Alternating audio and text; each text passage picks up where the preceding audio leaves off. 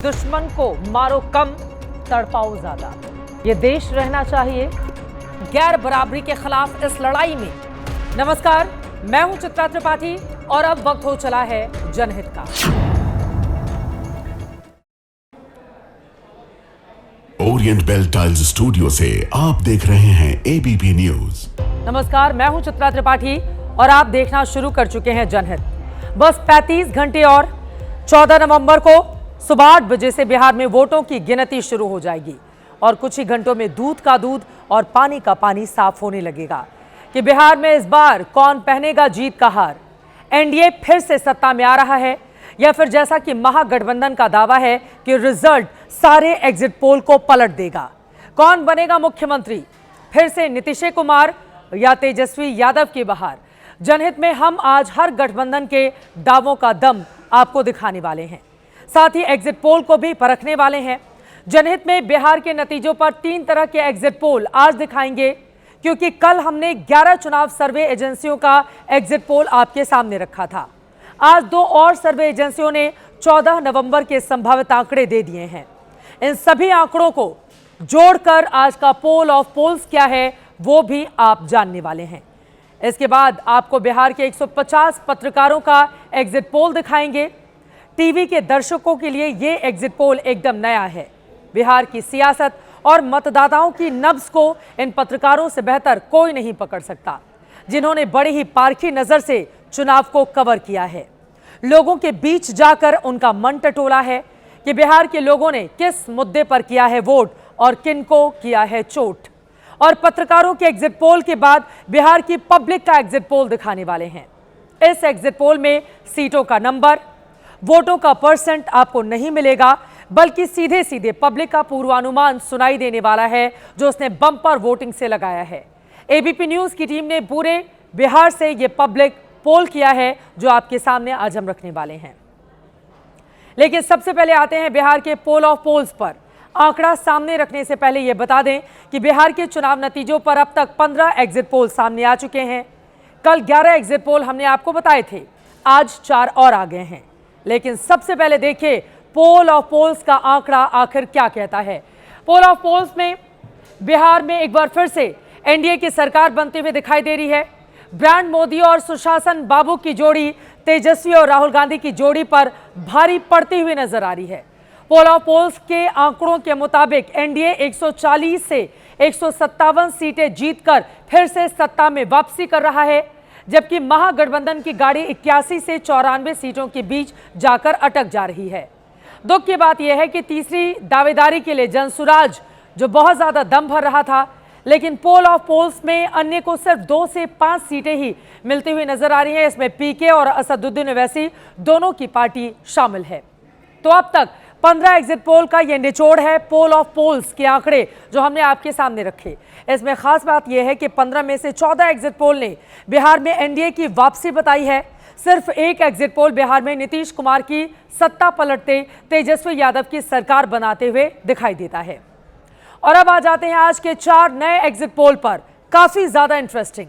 इसमें सबसे पहले एबीपी न्यूज का वो एग्जिट पोल देखिए जो बाकी से हटकर है, अपने आप में एकदम नए किस्म का।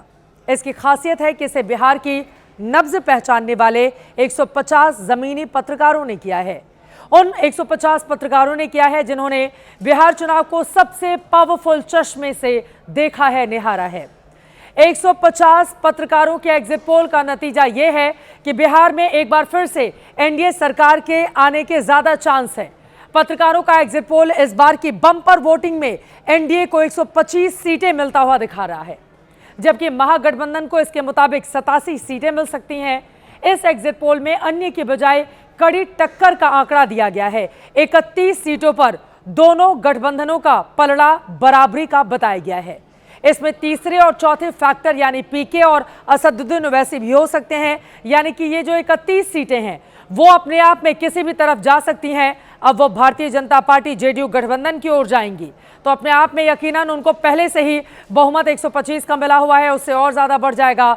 महागठबंधन में अगर जाएंगी ज्यादा से ज्यादा सीटें, फिर भी महागठबंधन की सरकार नहीं बन सकती है। पत्रकारों के इस एग्जिट पोल में 150 पत्रकारों का एग्जिट पोल बड़े विस्तार से हुआ है। टोटल नंबर आपने देख लिया है। अब आपको दिखाते हैं बिहार के किस इलाके में कौन सा गठबंधन इस एग्जिट पोल के मुताबिक भारी पड़ने वाला है। तो एक एक करके आपके सामने आंकड़े रखेंगे और सबसे पहले आ जाते हैं उत्तर बिहार पर, जहां 73 सीटों पर वोट पड़े हैं।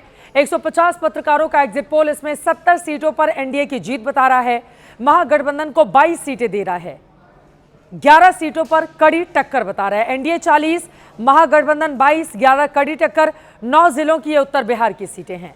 अब उत्तर बिहार के 9 जिलों पर चलते हैं, बताते हैं बिहार के 150 पत्रकारों का एग्जिट पोल किस जिले में किस खेमे को कितनी सीटें दे रहा है वो भी जानिए।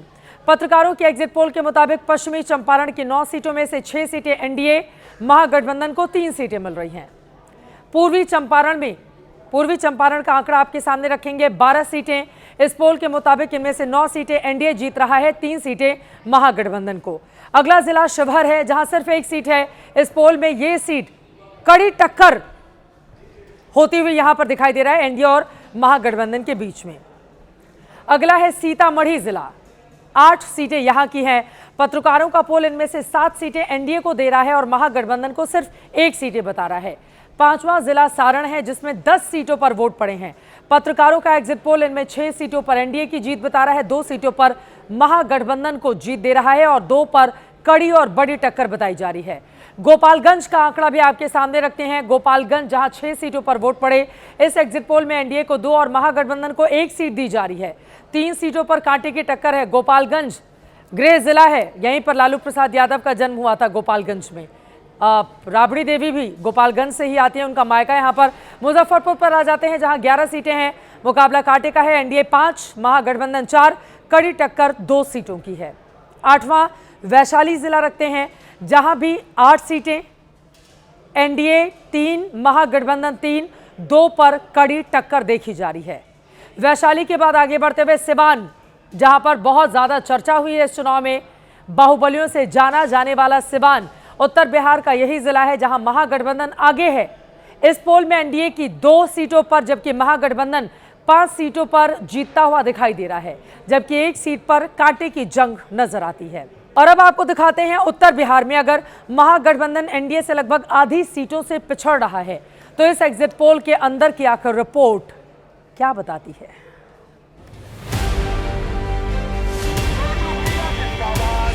तेजस्वी यादव से लेकर तेज प्रताप यादव तक उत्तर बिहार रीजन के वैशाली जिले से चुनावी अखाड़े में। पत्रकारों का एग्जिट पोल कहता है कि तेजस्वी यादव राघोपुर में बीजेपी उम्मीदवार को हराकर फिर से जीतेंगे, लेकिन महुआ में तेज प्रताप यादव को मुश्किलों का सामना करना पड़ सकता है। इसी जिले के लालगंज सीट से बाहुबली मुन्ना शुक्ला की बेटी शिवानी शुक्ला कड़े मुकाबले में फंस गई। पत्रकारों के पोल के मुताबिक शिवानी और बीजेपी के संजय सिंह में टक्कर है, जीत कोई भी सकता है। उत्तर बिहार रीजन में ही छपरा विधानसभा सीट भी है, जहां से भोजपुरी स्टार खेसारी लाल यादव आरजेडी से चुनाव लड़े। गाना गाकर प्रचार किया, खूब विवादों में भी रहे। पत्रकारों का एग्जिट पोल कहता है कि खेसारी लाल यादव भंवर में फंस गए हैं, नतीजा कुछ भी हो सकता है, यानी खेसारी जीत भी सकते हैं और बीजेपी के हाथों हार भी सकते हैं। इस रीजन में सिवान जिला भी आता है। सिवान सीट से बीजेपी के मंगल पांडे इस पोल के मुताबिक चुनाव हार सकते हैं, जबकि रघुनाथपुर से शहाबुद्दीन के बेटे ओसामा आरजेडी के टिकट पर जीत सकते हैं। 150 पत्रकारों के एग्जिट पोल में बढ़ते हैं बिहार के दूसरे हिस्से मिथिलांचल की तरफ। 50 सीटें हैं मिथिलांचल में, यहां भी एनडीए को आगे बताया गया है। यह आंकड़ा आपके सामने रख रहे हैं। 28 सीटों पर एनडीए और 17 सीटों पर महागठबंधन की जीत बताई गई है। 5 सीटों पर कांटे की टक्कर दिखाई जा रही है। अब मिथिलांचल के 7 जिलों का आंकड़ा भी आपके सामने रखते हैं। 150 पत्रकारों के एग्जिट पोल में किस जिले में किस गठबंधन की जीत बताई गई है, वो आंकड़े भी जल्दी से देख लीजिए। पहला जिला है मधुबनी, 10 सीटें हैं, 10 में से 6 एनडीए, 2 पर महागठबंधन, कड़ी टक्कर पर 2 सीटें दिखाई जा रही हैं। मधुबनी के बाद अगला जिला समस्तीपुर का है, 10 सीटें हैं, एनडीए 7 पर, महागठबंधन 3 पर जीतता हुआ नजर आता है। समस्तीपुर के बाद दरभंगा जिले में लेकर चलते हैं, 10 सीटें, 6 एनडीए, 4 पर महागठबंधन। दरभंगा, मखाना, मछली, जिसको लेकर अलग अलग तरह की बड़ी कहावतें भी उस इलाके में, मिथिलांचल का ये महत्वपूर्ण जिला। और देखिए 10 में से 6 पर एनडीए, महागठबंधन 4 पर अपनी बढ़त बनाता हुआ दिखाई दे रहा है। मिथिलांचल के सहरसा जिले की अब बात कर लेते हैं। सहरसा में 4 सीटें हैं, दोनों गठबंधन के 1-1 जीतने की संभावना है, जबकि कड़ी टक्कर में 2 सीटें यहां पर बताई जा सकती हैं, जहां पर कुछ भी हो सकता है। सुपौल जिले पर आते हैं, जहां 5 सीटें हैं। एनडीए की जीत का मार्जिन बड़ा है, 4 सीटों पर एनडीए की जीत बताई है। महागठबंधन को सिर्फ 1 सीट पत्रकारों का ये एग्जिट पोल दे रहा है। मधेपुरा जिले पर आते हैं, जिले में 4 सीटें हैं। एनडीए की 2 सीटों पर जीत बताई गई है। महागठबंधन को सिर्फ 1 सीट पर जीत दिखाई गई है, जबकि 1 सीट पर कांटे का मुकाबला बताया गया है। और अब 7वां जिला बेगूसराय, जिसमें 7 सीटों पर वोट पड़े हैं। महागठबंधन बेगूसराय में भारी दिख रहा है। यहां एनडीए का सिर्फ 2 सीटों पर ही, जबकि महागठबंधन 5 सीटों पर जीत यहां पर बताया जा रहा है, दिखाया जा रहा है। मिथिलांचल में भी एनडीए आगे है, लेकिन अंदर की रिपोर्ट है कि मैथिली ठाकुर की मेहनत बेकार जा सकती है। मैसेज है कि वो सिंगिंग ही करें। लोक गायिका मैथिली ठाकुर ने चुनाव प्रचार को धार दी। मिथिलांचल रीजन के दरभंगा जिले की अलीनगर सीट से मैथिली बीजेपी की उम्मीदवार थी। प्रचार में खूब पसीना बहाया, यहां तक कि कई विवादों में भी घिर गई। अब एग्जिट पोल का आंकड़ा कहता है कि मैथिली ठाकुर की मेहनत पर पानी फिर सकता है। स्थानीय पत्रकारों ने जो एग्जिट पोल किया है, उसमें मैथिली की जीत की संभावना नहीं दिख रही है। मैथिली का मुकाबला मिथिलांचल की इस हॉट सीट पर आरजेडी उम्मीदवार विनोद मिश्रा से है। जाले से मंत्री जीवेश मिश्रा चुनाव जीत सकते हैं। दरभंगा सीट से मंत्री संजय सरावगी भी पत्रकारों के पोल में जीतते हुए नजर आ रहे हैं। ये इलाका पहले भी बीजेपी और जेडीयू का गढ़ रहा है। इस बार एनडीए अपना गढ़ बचाने में कामयाब दिख रहा है। जनहित में आगे बढ़ते हुए बिहार के अब तीसरे रीजन पर जल्दी से आते हैं, सीमांचल, जहां मुस्लिम वोटों पर महागठबंधन के साथ जनसुराज और एआईएमआईएम ने भी पूरे दांव खेले हैं। लेकिन 150 पत्रकारों का एग्जिट पोल क्या बता रहा है? सीमांचल में लड़ाई लगभग बराबरी की है। इसमें सीमांचल की 24 सीटों में से 11 एनडीए के खाते में और 10 सीटें महागठबंधन को जाती हुई दिखाई दे रही हैं। सीमांचल की पूरी 24 सीटों का ये आंकड़ा आपको दिखा रहे हैं।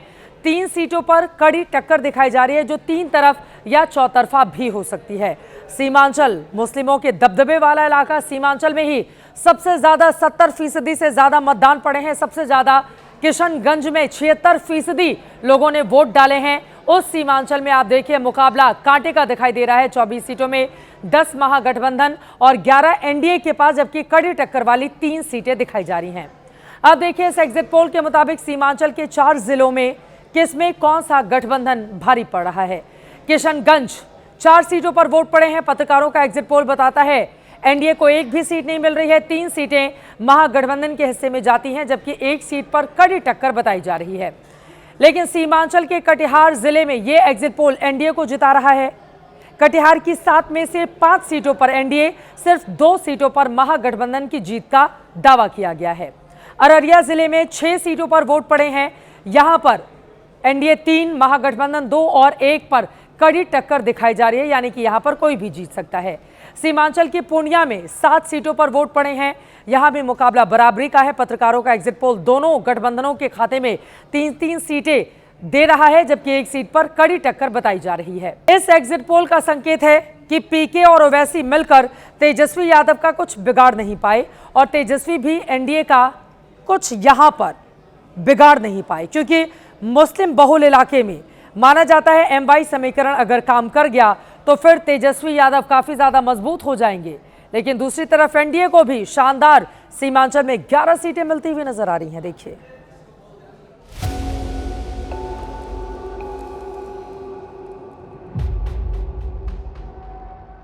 सीमांचल यानी बिहार का वो इलाका जहां मुस्लिम आबादी सबसे ज्यादा है, जहां के मुसलमान ही नेताओं का मुस्तकबिल लिखते हैं। इसी सीमांचल से ओवैसी ने बिहार में अपना पैर जमाया था, लेकिन इस चुनाव में लाख कोशिशों के बाद भी भाईजान के खाते में कामयाबी आती हुई नहीं दिखाई दे रही। ओवैसी के प्रभाव को कम करने के लिए तेजस्वी ने इमरान प्रतापगढ़ी से लेकर इकरा हसन तक को उतरवा दिया था। तेजस्वी का प्लान कामयाब होता दिख रहा है। पत्रकारों का एग्जिट पोल कहता है कि मुसलमान महागठबंधन के पक्ष में हैं। सीमांचल की सियासत के एक कोने में मुसलमान महाबली हैं, तो दूसरे कोने में अति पिछड़ों का सिक्का चलता है। अति पिछड़ों पर नीतीश की पकड़ मजबूत है और उसका असर पत्रकारों के पोल में दिख रहा है। एनडीए पुराना आंकड़ा बरकरार रख सकता है। और अब बिहार के चौथे हिस्से यानी पूर्वी बिहार पर आ जाते हैं। पूर्वी बिहार में 27 सीटें हैं जिनमें एनडीए का पलड़ा भारी बताया गया है।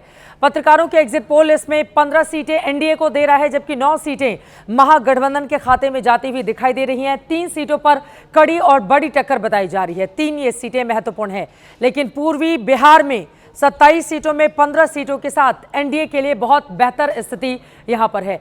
पूर्वी बिहार में कुल 7 जिले हैं। अब जिलों के हिसाब से भी देखें पत्रकारों ने किस जिले में किस गठबंधन की जीत की रोशनी दिखाई है। पहला जिला जमुई, जहां 4 सीटों पर वोट डाले गए।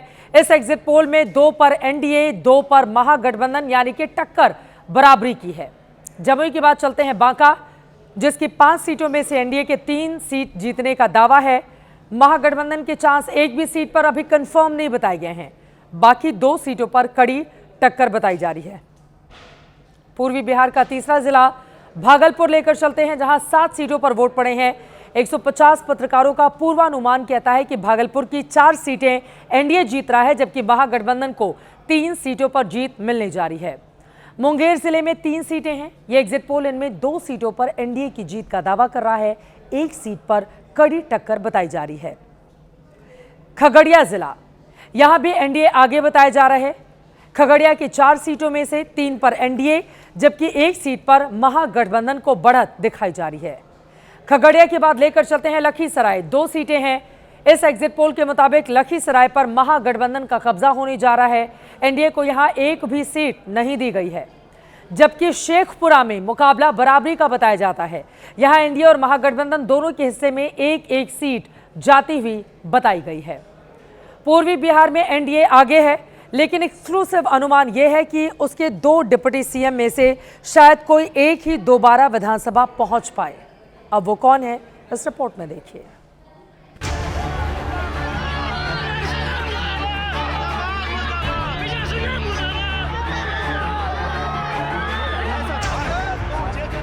वोटिंग के दिन 6 नवंबर को ये तस्वीरें खूब चर्चित रही। लखीसराय के गांव में डिप्टी सीएम विजय सिन्हा की गाड़ी को लोगों ने घेर लिया था। बात बढ़ी तो स्थानीय लोगों ने सिन्हा की गाड़ी पर चप्पल और गोबर फेंककर विरोध जताया था। विपक्ष ने इसे हार की बौखलाहट कहा था और अब पत्रकारों का जो एग्जिट पोल है उसमें ये बात सही साबित होती दिख रही है। लखीसराय से विजय सिन्हा कांग्रेस के हाथों मात खाते दिख रहे हैं। विजय सिन्हा इस वक्त बिहार बीजेपी के बड़े नेताओं में से एक हैं। लगातार चुनाव भी जीतते रहे हैं, लेकिन एंटी इनकम्बेंसी के फेर में फंसकर सीट गंवाने की नौबत आ रही है। विजय सिन्हा पोल में हारते दिख रहे हैं, लेकिन दूसरे डिप्टी सीएम सम्राट चौधरी, जो कि इसी पूर्वी बिहार रीजन की तारापुर सीट से मैदान में हैं, पत्रकारों का पोल कहता है कि सम्राट चौधरी आसानी से चुनाव जीत रहे हैं। चुनाव से पहले जीत के लिए सम्राट ने पूरी सियासी गोटी बिछाई थी। वीआईपी के सकल देव बिंद को शामिल कराया था। वोटिंग से ठीक पहले बीएसपी उम्मीदवार भी सम्राट के साथ हो गया था। पूर्वी बिहार का ये इलाका एनडीए का गढ़ पहले भी रहा है। इस बार भी एनडीए कमोबेश अपना गढ़ बचाने में सफल होता दिख रहा है। और अब सीटों के हिसाब से बिहार के दूसरे बड़े हिस्से मगध और भोजपुर पर आते हैं, जहां मुकाबला लगभग बराबरी का है। 150 पत्रकारों का एग्जिट पोल मगध और भोजपुर की 69 सीटों में से एनडीए को 31 सीटें दे रहा है, जबकि महागठबंधन को भी बहुत पीछे नहीं मान रहा। उसकी भी 29 सीटें जीतने का दावा किया जा रहा है। 9 सीटों पर कड़ी टक्कर बताई जा रही है, यानी कि ये 9 सीटें कहीं भी आ जा सकती हैं। मगध और भोजपुर में बिहार के 11 जिले हैं। तो अब देख लीजिए पत्रकारों को किस जिले में किस गठबंधन का डंका बजता हुआ दिखाई दे रहा है। नवादा से शुरू करते हैं, जहां की 5 सीटों में से एग्जिट पोल एनडीए को सिर्फ 1 और महागठबंधन को 4 सीटें जिताता हुआ नजर आता है। जहानाबाद में 3 सीटों पर वोट पड़े हैं। एनडीए 1, महागठबंधन 1 और 1 पर कड़ी टक्कर दिखाई गई है। अरवल जिले में 2 सीटें आती हैं। एनडीए को 1 भी मिलती हुई नजर नहीं आ रही है। महागठबंधन 1 सीट पर जीतता हुआ नजर आता है। 1 सीट पर कड़ी टक्कर दिखाई दे रही है। औरंगाबाद में 6 सीटों पर वोट पड़े हैं। पत्रकारों के एग्जिट पोल की माने तो एनडीए यहां पीछे है, उसे 2 सीटें जीतते हुए, जबकि महागठबंधन को 3 सीटें जीतते हुए बताया गया है। 1 सीट पर कांटे की टक्कर है। रोहतास में भी महागठबंधन का पलड़ा एनडीए पर भारी बताया गया है। एनडीए को सिर्फ 1 और महागठबंधन को 3 सीटें जीतते हुए दिखाया गया है। 3 सीटों पर कड़ी टक्कर का अनुमान है। और अब आइए भोजपुर जिले पर, जहां 7 सीटें हैं। पत्रकारों का एग्जिट पोल कहता है इनमें से 4 सीटें एनडीए जीत रहा है, 3 सीटें महागठबंधन की विजय होनी यहां पर तय हैं। ये 7 सीटें जिला भोजपुर, 4 एनडीए, 3 महागठबंधन। बक्सर में 4 सीटें, 4 सीटों में से एनडीए महागठबंधन दोनों ही 2-2 सीटें जीतने का दावा यहां पर पत्रकारों के एग्जिट पोल में किया जा रहा है। नालंदा का चुनावी अनुमान भी दिखा देते हैं, जो नीतीश कुमार का इलाका है। पत्रकारों के मुताबिक नालंदा में नीतीश का ही डंका है। 6 सीटें एनडीए जीत रहा है। महागठबंधन को सिर्फ 1 सीट पर बढ़त मिलती हुई दिखाई देती है। और अब आ जाते हैं सबसे महत्वपूर्ण पटना पर। सारी लड़ाई ही इस बात की है, पटना पर कौन करेगा राज। सबसे ज्यादा 14 सीटों वाला जिला पटना। 150 पत्रकारों का एग्जिट पोल है। एनडीए यहां बहुत आगे नहीं है।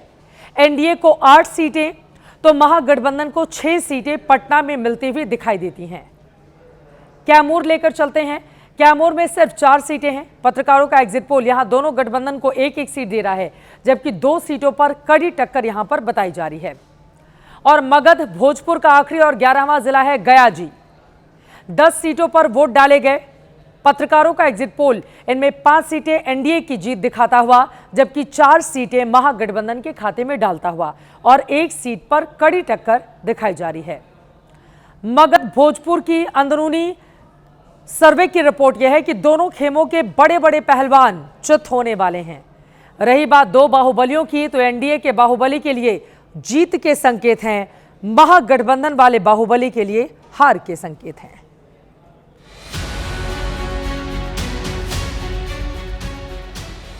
बाहुबली अनंत सिंह के घर पर 1 लाख लोगों के खाने का इंतजाम किया जा रहा है। नतीजों से पहले ही फुल कॉन्फिडेंस के साथ जश्न की तैयारी चल रही है। बकायदे पोस्टर लगाकर न्योता दिया जा रहा है। अनंत सिंह अभी जेल में है। चुनाव उन्होंने जेल से ही लड़ा है। पत्रकारों के एग्जिट पोल बता रहा है कि अनंत सिंह चुनाव जीतने वाले हैं। पहले चरण के वोटिंग से पहले अनंत सिंह की गिरफ्तारी ने चुनावी माहौल पर असर डाला था। उसका कितना फायदा कितना नुकसान हुआ, ये तो 14 नवंबर को मालूम चलेगा।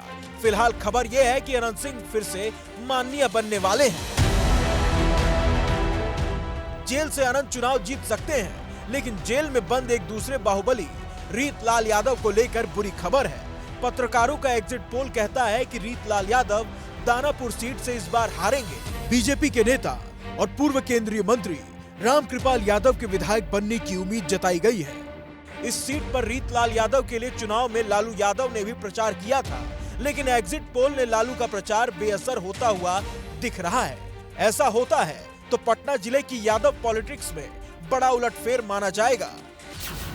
इसी रीजन की बक्सर सीट से बीजेपी उम्मीदवार आनंद मिश्रा के जीतने की संभावना पत्रकार पोल में जताई गई है, जबकि सासाराम से उपेंद्र कुशवाहा की पत्नी स्नेहलता कुशवाहा चुनाव हार सकती हैं। हारने की आशंका भोजपुरी स्टार रितेश पांडे की भी है, जो कि रोहतास की करगहर सीट से जनसुराज के उम्मीदवार हैं। जनसुराज को उम्मीद है कि उनका खाता करगहर में खुल सकता है।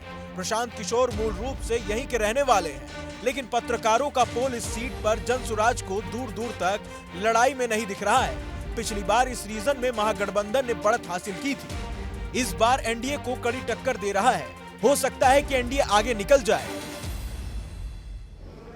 तो पत्रकारों का एग्जिट पोल आपने देख लिया। एनडीए की सरकार बनती हुई नजर आ रही है। महागठबंधन काफी ज्यादा पीछे है। और अब आगे बढ़ते हुए जनहित में आज बाकी के 3 एग्जिट पोल के जो आंकड़े सामने आए हैं वो भी आपको दिखा देते हैं। पहला एग्जिट पोल एक्सिस माई इंडिया का है, जो 121 से 141 सीटों के साथ फिर से एनडीए की सरकार बनाता हुआ दिखाई दे रहा है। महागठबंधन 98 से 118 सीटों पर अपनी बढ़त दिखा रहा है। जनसुराज खाता खोल सकता है, नहीं भी स्थिति उसके लिए बन सकती है, जबकि अन्य को 1 से 5 सीटें एक्सिस माई इंडिया के सर्वे में जाता हुआ दिखाई दे रहा है। यह एक्सिस माई इंडिया एक बीच का रास्ता भी है, 121 से 141, वैसे 122 सीटें चाहिए सरकार बनाने के लिए, तो एनडीए आराम से अपनी सरकार यहां पर बनाती हुई दिखाई देती है। महागठबंधन के लिए यहां पर स्थिति ठीक नहीं है। और अब आगे बढ़ते हुए आज का एक्सिस माई इंडिया के बाद अगला एग्जिट पोल सीएनएक्स का, यह भी 150 से 170 सीटों के साथ एनडीए की जीत दिखा रहा है। यानी ये तो एक तरह की लहर हो गई। 150 से 170 सीटें, 122 सीटें चाहिए सरकार के लिए। एनडीए सरकार के लौटने का दावा किया जा रहा है। महागठबंधन 70 से 90 सीटों के बीच ही सिमटता हुआ दिखाई दे रहा है, जबकि अन्य दलों को 1 से 4 सीटें जा सकती हैं। ये सीएनएक्स का एग्जिट पोल आपके सामने हमने रख दिया है। और अब आज का तीसरा एग्जिट पोल टुडेज चाणक्य का है। यह एग्जिट पोल भी 160 सीटों के साथ, इसमें प्लस माइनस 12 सीटें हैं। अगर माइनस भी कर दें तो भी एनडीए का इतना दबदबा बन गया है कि इसमें से 12 माइनस करने के बावजूद एनडीए प्रचंड तरीके से जनादेश हासिल करता हुआ नजर आ रहा है। इस एग्जिट पोल के हिसाब से प्लस माइनस 12 का महागठबंधन में भी रखा गया है। इसमें प्लस जोड़ भी दिया जाए तो भी महागठबंधन के लिए कुछ होता हुआ नजर नहीं आता है। अन्य के खाते में 6 से 9 सीटों के बीच प्लस माइनस हो सकता है, यहां पर दिखाया गया है। ये टुडेज चाणक्य का एग्जिट पोल हमने आपके सामने रखा, जो प्रचंड जनादेश का इशारा कर रहा है एनडीए के लिए। बिहार में इस बार महिलाओं ने पुरुषों की तुलना में 9% ज्यादा मतदान किया है। आंकड़ों में ये नंबर करीब 5 लाख ज्यादा है। माना जा रहा है यही 5 लाख वोट एनडीए को वापस लाने के लिए ऑक्सीजन का काम कर रहा है। एक्सिस माई इंडिया का एग्जिट पोल जो बता रहा है वो आंकड़े आपके सामने हैं। एनडीए को 45% महिलाओं ने जबकि 41% पुरुषों ने वोट दिया है। महागठबंधन को 40% महिलाओं के वोट मिले हैं, 42% पुरुषों के वोट मिले हैं। वहीं जन स्वराज और अन्य के खाते में बहुत ज्यादा वोट नहीं जाता हुआ दिखाई दे रहा है। एक्सिस माई इंडिया का ये पुरुष और महिला का जो वर्गीकरण किया गया है उसका ये एग्जिट पोल है। एक्सिस माई इंडिया ने जाति के आधार पर भी एग्जिट पोल का आंकड़ा जारी किया है। इसके मुताबिक यादव और मुसलमानों को छोड़कर बाकी जातियों के थोकबंद वोट एनडीए के खाते में गए हैं। यानी कि यादव और दूसरी तरफ मुसलमान छोड़ दें तो बाकी जातियों के एससी के 49%, ईबीसी के 58%, गैर यादव ओबीसी के 63%, ये आंकड़ा देखिए, सामान्य वर्ग के 65% वोट एनडीए को मिलते हुए दिखाई दे रहे हैं। यादव महज 6% और मुस्लिम 8% एनडीए के खाते में वोट करता हुआ दिखा है। एसटी के 56% वोट एनडीए के खाते में गए हैं। और अगर इसको पलटकर हम एक्सिस माई इंडिया के आंकड़ों को महागठबंधन के लिहाज से देखें तो एससी के 29%, आप देखिए ईबीसी के 26%, गैर यादव ओबीसी के 19%, सामान्य वर्ग के 14%, यादवों के 90%, लालू प्रसाद यादव, तेजस्वी यादव की पार्टी कांग्रेस, इन सबको 90% यादवों ने यानी कि एक तरफा मतदान हुआ है। मुस्लिमों के 79 यानी कि 79% वोट महागठबंधन के खाते में गए हैं। एसटी के 29% वोट महागठबंधन के खाते में जाने की संभावना एक्सिस माई इंडिया ने दिखाया है। और चुनाव खत्म होने के बाद आज हमारे रिपोर्टर ने ग्राउंड पर भी पब्लिक का ओपिनियन पोल किया है। देखिए वहां से क्या रिजल्ट, जब हमारे रिपोर्टर्स अलग अलग हिस्सों में गए तो किस तरह का नतीजा निकला है, अब वो रखते हैं आपके सामने। एग्जिट पोल जो दिखा रहा है वो तो सरकार बन गई। एग्जिट पोल तो ऐसा दिखा रहा है कल से 14 के बाद देखिए 14 को पता चलेगा क्या हो रहा है। हम तो बीजेपी को जिता रहे हैं। महागठबंधन के जो वादे हैं इसमें मुझे किसी तरह का सच्चाई नहीं दिखा। हम देखिए बदलाव चाह रहे हैं, महागठबंधन का बनना चाहिए सरकार। फिर से 25 से 30, फिर से नहीं 30। प्रशांत किशोर का हाथ मजबूत करना चाहते हैं महागठबंधन यहाँ से तो लालू यादव का जीतेगा महागठबंधन। युवाओं के दिल में क्या है? महागठबंधन से वीआईपी पार्टी से नाव छाप। महागठबंधन के प्रत्याशी नाव छाप। मोदी लहर है, मोदी एक छवि है। मोदी चाचा जीतेगा। यहाँ से आरजेडी की सरकार हो, आरजेडी का सरकार बन जाए। इंडिया आ रहा। अब वो तो सरकार बनने के बाद ही पता चलेगा। बीजेपी वजह क्या? वजह की सरकार अच्छी है। कौन जीत रहा? तेजस्वी यादव। बीजेपी जीतेगा। बीजेपी। तो बिहार को लेकर सबसे बड़ा विश्लेषण लगातार जारी रहा। कौन बनेगा मुख्यमंत्री, किसकी बनेगी सरकार, एग्जिट पोल ही एग्जैक्ट पोल साबित होंगे या फिर एग्जिट पोल के आंकड़े बदल जाएंगे, इसके लिए 14 नवंबर का करना होगा इंतजार। सुबह 6 बजे से लगातार सबसे बड़ी कवरेज आप देखने जा रहे हैं हमारे साथ एबीपी न्यूज पर। जनहित में आगे बढ़ेंगे और अब बात राजधानी दिल्ली की। ब्लास्ट की स्पेशल इन्वेस्टिगेशन रिपोर्ट आज हम आपके सामने रखने जा रहे हैं, जिसे सरकार ने ऑफिशियली आतंकवादी हमला डिक्लेयर कर दिया। आज प्रधानमंत्री आवास पर हुई केंद्रीय कैबिनेट की बैठक के बाद केंद्रीय मंत्री अश्विनी वैष्णव की ओर से कहा गया कि देश ने लाल किले के पास कार विस्फोट के जरिए राष्ट्र विरोधी ताकतों द्वारा अंजाम दी गई एक जघन्य आतंकवादी घटना देखी है। पीएम मोदी की अध्यक्षता में हुई बैठक में कैबिनेट ने इस आतंकी घटना की जांच तत्परता और पेशेवर तरीके से करने का निर्देश दिया है। सीसीएस की बैठक के बाद अश्विनी वैष्णव ने कहा कि आतंकवाद पर भारत सरकार की जीरो टॉलरेंस की नीति है। इस आतंकवादी घटना को अंजाम देने वाले गुनहगारों के खिलाफ कड़ी से कड़ी कार्रवाई की जाएगी। अब तमाम सुरक्षा एजेंसियां गुनहगारों को पकड़ने में जुटी हैं और पता लगा रही हैं कि दिल्ली में ब्लास्ट कैसे हुआ। लेकिन उससे भी बड़ा सवाल तो यह है कि आखिर दिल्ली में ब्लास्ट हो कैसे गया, वो भी दिल्ली के बगल में इतना बड़ा टेरर मॉड्यूल पकड़े जाने के कुछ ही घंटों के भीतर। आज हम आपको बताएंगे कि दिल्ली में हुआ ब्लास्ट किसकी नाकामी है।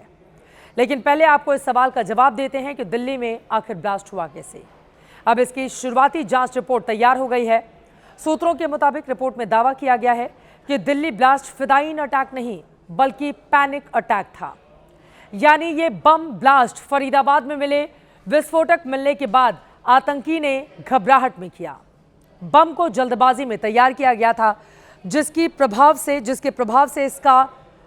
इसके कारण प्रभाव सीमित रहा, जिससे एक बड़ा हमला टल गया। लेकिन 12 लोगों की जान तो गई है इस ब्लास्ट के कारण।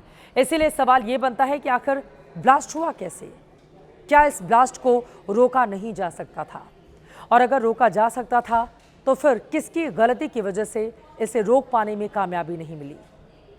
इसी सवाल पर हमारी ये एक्सक्लूसिव इन्वेस्टिगेशन रिपोर्ट आपको जरूर देखनी चाहिए।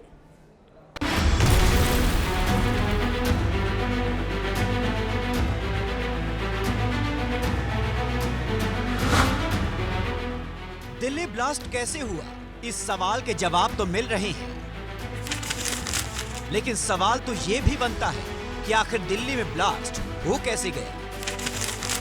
सवाल तो यह भी बनता है कि दिल्ली में ब्लास्ट रोका कैसे नहीं गया। सवाल तो बनता है कि क्या दिल्ली ब्लास्ट को टाला नहीं जा सकता था। दिल्ली ब्लास्ट में 12 मासूम और निर्दोष लोगों की जान गई है। इसीलिए ये सवाल पूछने तो बनते हैं, क्योंकि अगर फरीदाबाद में टेरर मॉड्यूल को हरियाणा पुलिस ने सीरियसली लिया होता तो दिल्ली में धमाका नहीं होता। 30 अक्टूबर और 9 नवंबर के बीच में उन्होंने क्या किया? 30 अक्टूबर को मुजम्मिल को फरीदाबाद से उठा लिया, आपने दे दिया जम्मू कश्मीर पुलिस को। आपने उसके बाद क्या किया?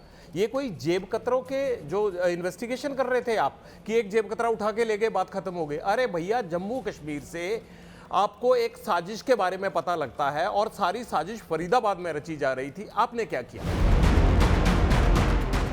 डॉक्टर मुजम्मिल की गिरफ्तारी जम्मू कश्मीर पुलिस की इंफॉर्मेशन पर हुई थी, तो शायद हरियाणा पुलिस ने कोई ज्यादा लोड नहीं लिया। आप देखिए कि 30 अक्टूबर को फरीदाबाद की अल फलाह यूनिवर्सिटी से डॉक्टर मुजम्मिल को हिरासत में लिया गया। तभी जम्मू कश्मीर पुलिस ने फरीदाबाद पुलिस को बड़े टेरर मॉड्यूल के एक्टिव होने की इंफॉर्मेशन दी थी, जिसके 10 दिन बाद 10 नवंबर को 2900 किलो विस्फोटक सामग्री फरीदाबाद में ही बरामद हुई। इतनी भारी मात्रा में विस्फोटक बरामद होने और गिरफ्तारियों के बाद भी फरीदाबाद पुलिस ने एफआईआर तक दर्ज नहीं की। यानी 2900 किलो विस्फोटक बरामदगी का फरीदाबाद पुलिस ने बकायदा प्रेस कॉन्फ्रेंस करके क्रेडिट तो ले लिया, लेकिन केस दर्ज करने की जहमत नहीं उठाई गई। तो बताइए, हरियाणा के डीजीपी साहब मुजम्मिल की गिरफ्तारी से लेकर विस्फोटक की बरामदगी तक 10 दिनों में हरियाणा पुलिस क्या कर रही थी? फरीदाबाद पुलिस की नाक के नीचे विस्फोटक सामग्री फरीदाबाद में स्टोर की गई थी, पुलिस को कैसे पता नहीं चला? विस्फोटक फरीदाबाद में मिला तो फरीदाबाद पुलिस ने एफआईआर दर्ज क्यों नहीं की? टेरर मॉड्यूल पकड़ने की जानकारी क्या हरियाणा पुलिस ने केंद्रीय सुरक्षा एजेंसियों को दी थी? अगर आप हरियाणा के डीजीपी के तमाम पिछले सोशल मीडिया अकाउंट्स को देखें तो पिछले 10 दिनों से वो जिस तरह से सूरमा भोपाली टाइप अंदाज में जुमले कस रहे हैं और पुलिसिंग को लेकर प्रवचन दे रहे हैं, ये सारी जांच उसी दौरान चल रही है। ये वही 10 दिन हैं जब वो ये कह रहे हैं कि थार और बुलेट वालों को सबक सिखा देंगे, पियकड़ों को जो है वो जूते मारो और ये गैंगस्टर तो कुत्ते की मौत मरते हैं। अरे भैया, आपके फरीदाबाद में इतना एमोनियम नाइट्रेट जमा था और आप डायलॉगबाजी कर रहे हो। ये सवाल पूछना चाहिए गृह मंत्रालय को। क्या क्या सवाल पूछे हरियाणा के डीजीपी साहब से और कौन कौन से सवाल के जवाब दे पाएंगे डीजीपी साहब? ये वीडियो खुद हरियाणा पुलिस ने शेयर किया है, जिसमें दिल्ली ब्लास्ट करने वाला मोहम्मद उमर 29 अक्टूबर को उसी i20 कार का पॉल्यूशन सर्टिफिकेट बनवा रहा है। जिससे दिल्ली में ब्लास्ट हुआ, तब उमर को क्यों नहीं पकड़ा गया? मुजम्मिल की गिरफ्तारी के बाद उमर 10 दिन तक फरीदाबाद में I-20 कार को लेकर घूमता रहा। हरियाणा पुलिस को पता नहीं चला। विस्फोटकों की बरामदगी के बाद में उमर विस्फोटकों से लदी गाड़ी लेकर फरीदाबाद से दिल्ली बिना रोक टोक पहुंच गया। हरियाणा पुलिस को पता तक नहीं चला, क्योंकि हरियाणा पुलिस तो इसी बात से फूली नहीं समा रही थी कि उसने 2900 किलो विस्फोटक बरामद कर लिया है। वो अपनी पीठ थपथपाती रही और दिल्ली में ब्लास्ट हो गया। बोलना आसान है, तो ग्राउंड पर जाएं, हाई अलर्ट का मतलब कि हजारों घंटे हजारों आदमी लगा रहे हैं और हम पूरी तरह से इसमें लगे हुए हैं पूरे हरियाणा में। जो हाई अलर्ट का प्रोटोकॉल है अभी जारी है। जितने भी सस्पेक्टेड हाइड आउट्स हैं, पार्किंग प्लेसेस है, एबंडेंट व्हीकल्स हो, सामान हो, चेकिंग हो, तो जो भी एक प्रोटोकॉल होता है कि भाई कोई आगे इस अप्रिय घटना ना कर जाए।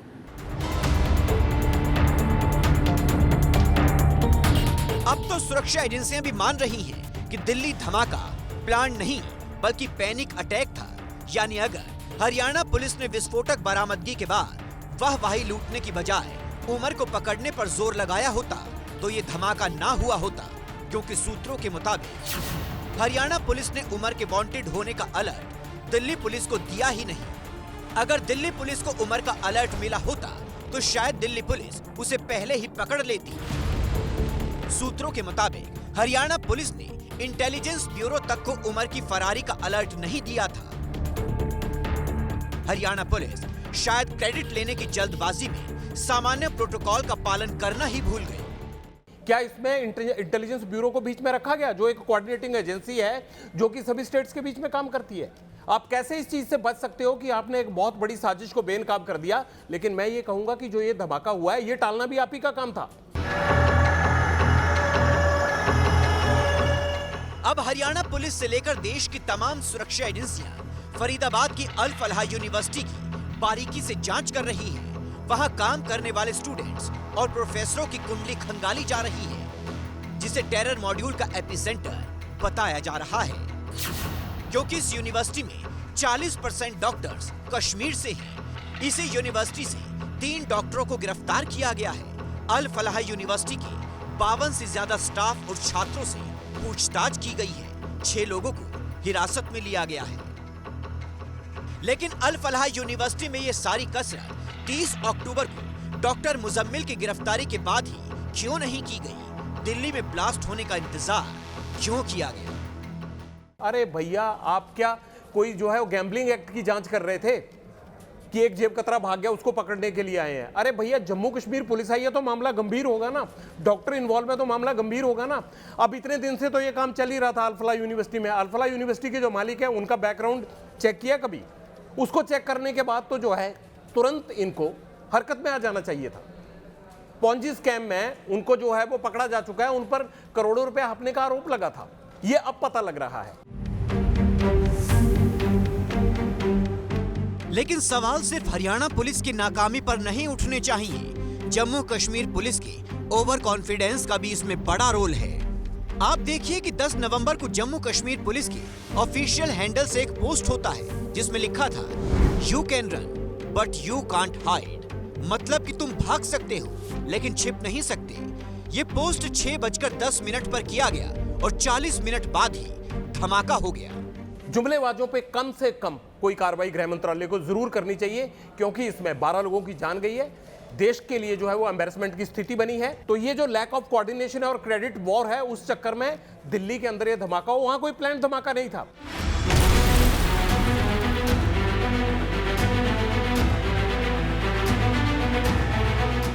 ये किसी एक राज्य के पुलिस या सिस्टम की नाकामी नहीं है। ये नाकामी तो हमारे देश के पूरे इंटरनल सिक्योरिटी सिस्टम की है। आईबी को कैसे पता नहीं चला कि फरीदाबाद में इतना बड़ा टेरर मॉड्यूल एक्टिव है? 2900 किलो विस्फोटक फरीदाबाद पहुंच गया। खुफिया एजेंसियों को पता क्यों नहीं चला? कश्मीर से लेकर फरीदाबाद तक डॉक्टरों का टेरर गैंग इतनी बड़ी प्लानिंग कर रहा था, सुरक्षा एजेंसियों को भनक कैसे नहीं लगी? क्या आईबी हरियाणा या जम्मू कश्मीर से ही खुफिया इनपुट मिलने का इंतजार कर रही थी? तो ये सवाल बनता है पूछना डीजी जम्मू कश्मीर से और डीजी हरियाणा से कि आप लोगों ने क्या इंटेलिजेंस ब्यूरो को इन्फॉर्म किया? क्या आपने गृह मंत्रालय की जो नोडल एजेंसी है उसको इन्फॉर्म किया? अगर इन्फॉर्म किया था और वो नहीं पकड़ पाए तो सवाल इंटेलिजेंस ब्यूरो से भी होना चाहिए। वैसे अब सवाल जवाब से कोई फायदा नहीं है, क्योंकि जो होना था वो हो चुका है और हर बार यही तो होता है। सिस्टम की लापरवाहियों का नतीजा निर्दोष नागरिक अपनी जान देकर गंवाते हैं और सिस्टम न जवाब देता है न जिम्मेदारी लेता है।